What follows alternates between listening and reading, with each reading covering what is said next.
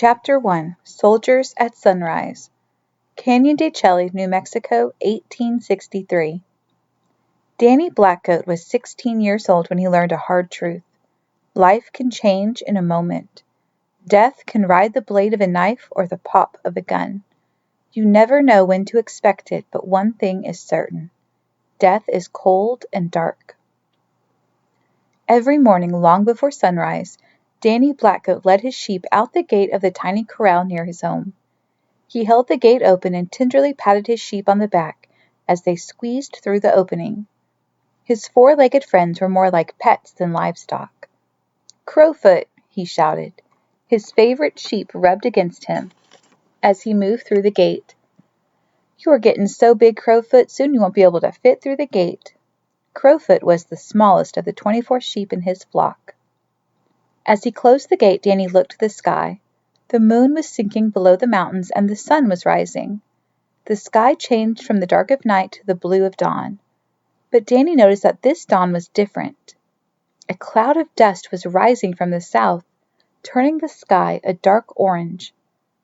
"Looks like a storm is blowing up," he said to himself. He broke into a run, hurrying the sheep before him.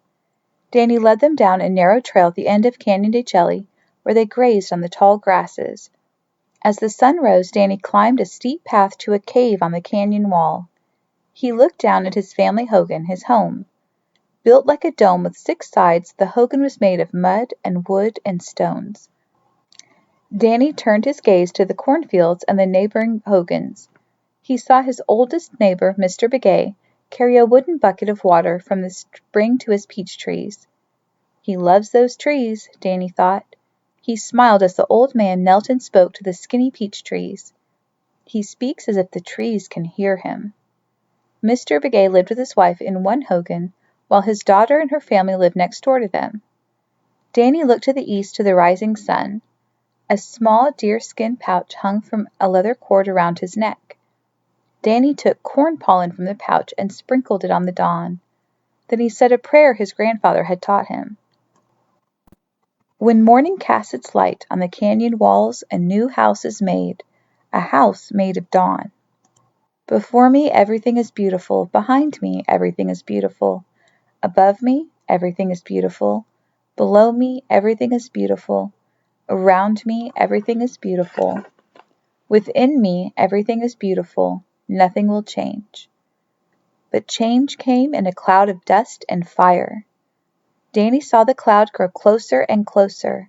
In the full light of day, he saw 100 soldiers riding across the sands.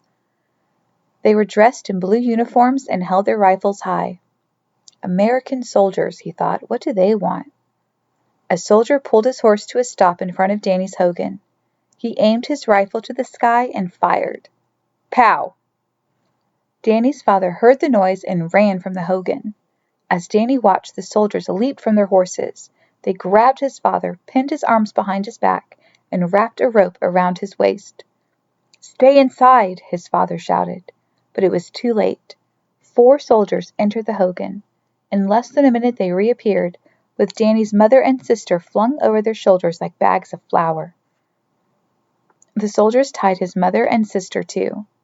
Danny dashed down the path, pushing the sheep before him. Soon a new cloud burst into the sky, a red and yellow cloud of flames. Danny Blackgoat's house was on fire. The soldiers had made torches of cloth and branches and tossed them into the hogan. Danny gathered the sheep and hurried them to the corral at the rear of the house. He tried ducking and hiding behind the walls of the corral, but the soldiers saw him. "Look, there's an Indian boy. Grab him," a soldier yelled. 2 strong soldiers held Danny's arms. Another tied his wrists and circled the rope around Danny's waist. They carried Danny to the front of the burning house and threw him to the ground, next to his mother, father, and sister Jean. "Bring the sheep," shouted a soldier. "They need to see this, especially that boy."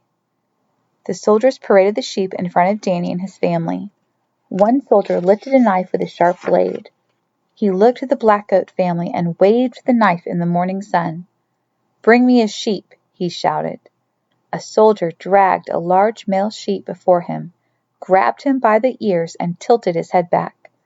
The first soldier placed his knife on the sheep's neck and pulled his arm back hard, slicing a deep cut. The sheep kicked and shook as blood poured from his throat. "Bring that one," the soldier shouted, flicking the blood from the knife blade. Danny froze in horror. He was pointing to Crowfoot. Danny twisted and turned, trying to free himself. He kicked one soldier in the shin and elbowed the other in the stomach. He dashed to Crowfoot, wrapped his arms around him, and carried him behind the burning house. As he was turning the corner, he heard a shotgun blast. Pow! The sound rang in his ears. Danny blinked his eyes and shook his head. His face and arms were covered in blood. A soldier had shot Crowfoot in the head. The soldier grabbed Crowfoot by the leg.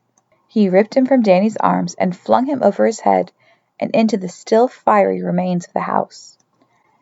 "Kill the others and let's get moving," shouted the officer in charge. "We have a long day ahead of us."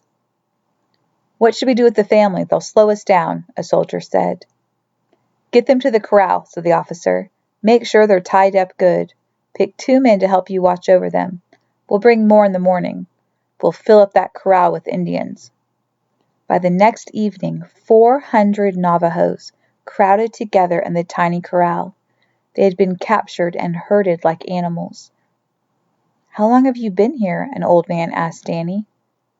"Since yesterday morning. I was grazing our sheep.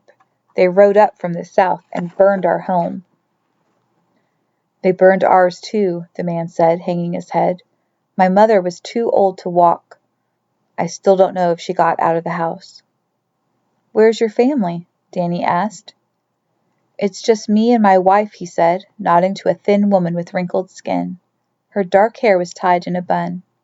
She turned to Danny with a bright look in her eyes. "My name is Frances Whitehorse," she said, "and this is my husband Joe Whitehorse." "I am Danny Blackgoat. My family is here," he said, pointing to his parents and his sister Jean. They were clumped together under a single heavy blanket, hiding from the dust and noise. "We can stay together, your family and mine," said Mr. Whitehorse. "Will that be all right?" "Yes," Danny said, "that's a good idea. Nobody knows what they will do to us. Maybe we can help each other."